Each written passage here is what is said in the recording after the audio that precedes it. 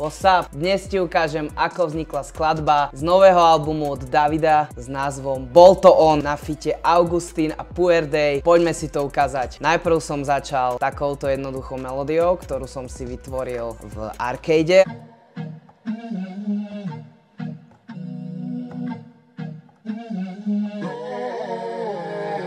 Takže toto bola základná melódia, trošku som si ju nafarbil, čopol vyššie, ekvalizér, nech tam nie sú frekvencie, ktoré tam nechceme a túto na farbu retrokolor, trošku reverbu, nech to je v priestore. No, potom som začal skúšať nejaké perkusie do toho, čiže takéto niečo, bongo a prechod. Potom bicie, kopák, klasický pattern kopáku a 808-ka.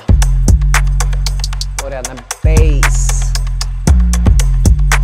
Že toto sú bicie. No a keď som mal vytvorený tento základ, tak som si zobral mikrofón a nahral som vokály. A takto tie vokály znejú bez efektov. Let me right, let me right. A s efektami. Let me right, right. Znie to úplne vtipne, ale v konečnom dôsledku to dodáva riadny vibe. A takto to znie v beate.